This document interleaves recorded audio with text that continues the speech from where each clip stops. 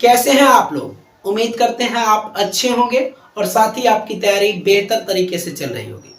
आज के इस वीडियो में आपकी तैयारी को थोड़ा और पुशअप करने के लिए ये वीडियो आपके लिए लेके आया हूँ। आज आप सीखेंगे ग्राफीय विधि से किसी भी समीकरण युग्म को कैसे हल किया जाता है। और ये प्रश्न आपके बोर्ड परीक्षा में 5 अंक स्तरीय में आते हैं, तो इसलिए इस वीडियो को अंत तक देखिएगा। यदि आपको ग्राफीय विधि से हल करने आता है तो भी अच्छा, और नहीं आता है तो इस वीडियो को तो अंत तक देखिएगा ही। तो चलिए बिना विलंब किए हुए हम इस प्रश्न को सॉल्व करते हैं। जैसे आप देख सकते हैं लिखा है कि ग्राफीय विधि से हल करें। दो समीकरण हमारे सामने है, एक है 5x minus y minus 5 equal to 0, दूसरा है 3x minus y minus 3 equal to 0। ये दो समीकरण हमारे पास है।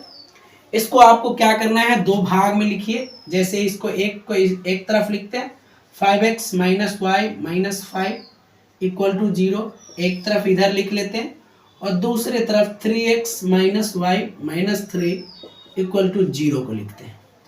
अब इसमें दोनों के दो दो हल निकालेंगे और उन दोनों हल की मदद से हम ग्राफ खींचेंगे और वहां से हमें इस समीकरण युग्म का हल प्राप्त होगा।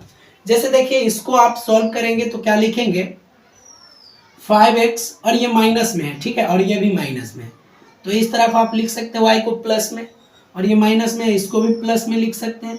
इधर देखिए x बराबर क्या होगा, y प्लस 5, और ये गुना में 5 है ना, तो इधर आएगा तो आपका भाग में 5 आ जाएगा।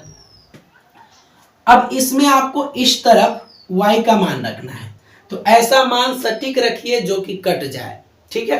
जैसे मैं यहाँ रख के आपको बताता हूँ, मैं रखता हूँ जब y इक्वल टू 0, तो x इक्वल टू कितना है, y प्लस 5 और बाई 5, लेकिन हमें y का मान कितना रखना है, 0, तो यहाँ पे हमने रख दिया 0। अब 0 में 5 जोड़ेंगे तो 5 आएगा, और बटे में 5 काट दीजिएगा तो 1 आएगा। यहाँ से x का मान 1 निकल गया। अब हम एक और मान निकालते हैं इस समीकरण का।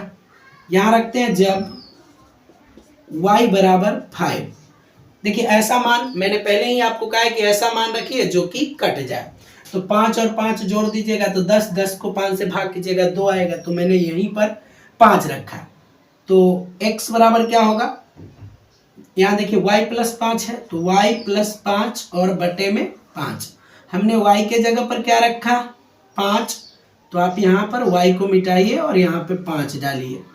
कॉपी पर आप बनाइएगा तो मिटेगा तो नहीं, लेकिन आप डायरेक्ट पहले 5 रख ही लीजिएगा, जो मान होगा वो रखिएगा। जैसे यहाँ 5 है तो मैंने 5 रखा, तो 5 और 5 को जोड़िएगा तो 10 बटे 5, ये काट के आपका 2 आ जाएगा। इसका आपको हल यहाँ पे लिख देना है, ठीक है। जैसे हमने क्या क्या निकाला, x और y, ठीक है। तो मैंने पहले y का मान 0 रखा तो x कितना आया, 1 आया। फिर हमने y का मान 5 रखा तो x हमारा 2 आया। ये इस समीकरण का हल निकल गया। दूसरे का निकालते हैं, तो इसे भी आप लिख सकते हैं 3x इक्वल टू कितना, ये माइनस में है तो इधर आपका ये प्लस में, और ये माइनस में है तो ये भी प्लस में, इसीलिए x इक्वल टू कितना, तो y प्लस 3, ठीक है। और गुना में 3 है ना, तो ये आपके नीचे भाग में 3 आ जाएगा। तो ये तो आप आ गया। यहाँ पे आप फिर यही प्रोसेस यूज करना है, x का मान निकालना है y का मान रख के। तो यहाँ भी आप जब y बराबर हम 0 रखते हैं तो x बराबर कितना आ जाएगा, y प्लस 3/3 है, तो y को हटाइए, y के जगह तो हमें 0 रखना है, तो 0 हमने रखा। 0 को 3 जोड़िएगा तो 3 ही आएगा, और बटे 3 बराबर 1, एक मान यहाँ से निकल गया। दूसरा मान निकालते हैं, जब y बराबर कितना रखे, 3 रखेंगे, तो देखिए 3 3 6, और 6 के 3 से भाग कीजिएगा तो 3 दूना 6, परफेक्ट मान रखिएगा तो आपको ग्राफ बनाने में सहूलियत होगी।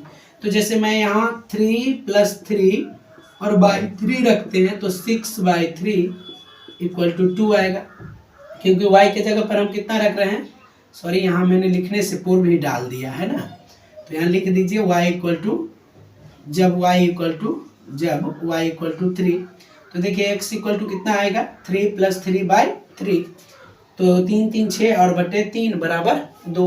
यहाँ आप डायरेक्ट रख सकते हैं 3 3 6 और बटे 3 तो बराबर 2। अब यहाँ जैसे लिखे हैं तो उसी प्रकार इसको भी लिख दीजिए। यहाँ हमने क्या क्या रखा, x और y निकला है। तो देखिए सर्वप्रथम हमने y के जगह पर शून्य रखा, सर्वप्रथम हमने y के जगह पर शून्य रखा तो हमें x प्राप्त हुआ। x कितना प्राप्त हुआ, 1, 1 लिखिए। फिर y का मान हमने 3 रखा तो x हमें 2 प्राप्त हुआ। अब इसे क्या करना है, आपको ग्राफ पे ले जाना है। तो ग्राफ कैसे बनाइएगा, इधर आपको ऐसे खींच देना है और एक ऐसे खींच देना है, ठीक है। बोर्ड है, यहाँ पे तिरछा आड़ा तिरछा भी हो सकता है, मगर मैं बताऊंगा परफेक्ट आपको, ठीक है। इधर आपको y डालना है, इधर y प्राइम डालना है, इधर x प्राइम डालना है और आपको इधर x डालना है। इधर आपका प्लस, ऊपर प्लस, इधर माइनस, बाएं में माइनस और डाउन में माइनस होगा, यानी बाएं में माइनस होगा और डाउन में आपका नीचे की तरफ माइनस होगा। और यहाँ का पॉइंट जो होता है शून्य होता है, इसी को हम कहते हैं मूल बिंदु, ठीक है। ये जो आपका होता है यही मूल बिंदु, और मूल बिंदु का निर्देशांक कितना कितना होता है, 0 0। ये आपको ऑब्जेक्टिव में पूछेगा तो ध्यान रखिएगा, मूल बिंदु का निर्देशांक 0 0, ठीक है। अब इधर आपको लिखना है 1 2 3 4 5 ऐसे दे देना है। इधर आपको -1 -2 -3 -4 -5 -6 आप जहाँ तक ले जा सकते हैं, आपके ऊपर डिपेंड करेगा कि आप आगे कहाँ तक बढ़ाएंगे।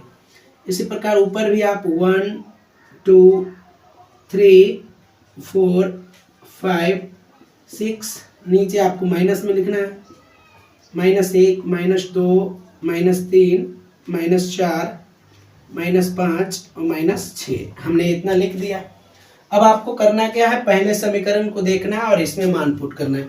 जैसे x में 1 है और y में 0 है, तो 0 को तो छोड़ ही दो, x में 1 है तो यहाँ पे आ जाएगा। तो 1 और 0 इसको आप लिख सकते हो, क्योंकि x में 1 है और y में 0 है तो y की तरफ तो ये जाएगा ही नहीं, सिर्फ x के तरफ रहेगा। तो x के तरफ हमने 1 तक लाया। फिर क्या है, x के तरफ 2 और y के तरफ 5, तो x 2 यहाँ पे है और y 5 यहाँ पे, तो दोनों के सामने 2 और 5 के सामने यहाँ पे आ जाएगा, क्योंकि x के सामने 2 और y के सामने 5, तो 2 और 5 यहाँ आप लिख देंगे, ठीक है। इन दोनों को आप क्या करेंगे, मिलाएंगे ऐसे करके, पटरी रहेगा। स्केल की मदद से आप सीधा सीधा खींच सकते हैं, मैं हाथ से वैसे ही खींचा हूँ तो तिरछा भी हो जाएगा। यहाँ 1 और 0 हो गया, यहाँ 2 5 हो गया। ये कौन सा समीकरण है, इसे जरूर लिखिएगा, ये वाला है 5x - y - 5 बराबर 0, इसका काम हो गया। अब दूसरा पर चलते हैं, तो दूसरे में देखिए 1 और 0, इसमें भी x का मान कितना है, 1 है और 0 है। तो 1 और 0 तो ऑलरेडी आपको पता है, यहाँ पे है 1 0। 2 और 3 है, तो x में 2 और y में 3, तो x में 2 और y में 3 आपका यहाँ पे आ जाएगा, 2 और 3, यानी x के सामने 2 और y के सामने 3। थोड़ा सा इधर उधर हो जाएगा यहाँ पे, लेकिन आप ग्राफ के पेपर पर बनाएंगे तो आपको कोई परेशानी नहीं होगी। तो इन दोनों को, ये एक तो ये रेखा, ये बिंदु रहा और दूसरा ये बिंदु रहा, दोनों को सामने लेके और आप ऐसे करके रेखा खींच देंगे। तो जैसे ही आप यहाँ पे रेखा खींचेंगे, आपका रेखा यहाँ पे गड़बड़ भी मेरा हो गया है, तो ये जो है आपका कितना पर कटा, 1 और 0 पर कटा। देख लीजिए आप, 1 और 0 पर कटा तो x बराबर 1 और y बराबर 0 हो गया। यही आपका आंसर रहेगा, ठीक है। यानी दोनों रेखा जहां पे कट जाएगा वही आपका आंसर रहेगा। तो यदि साथियों आपको ये वीडियो अच्छा लगा तो वीडियो को लाइक कीजिएगा और साथ ही हमारे YouTube channel Naval study centre को सब्सक्राइब कर लीजिएगा।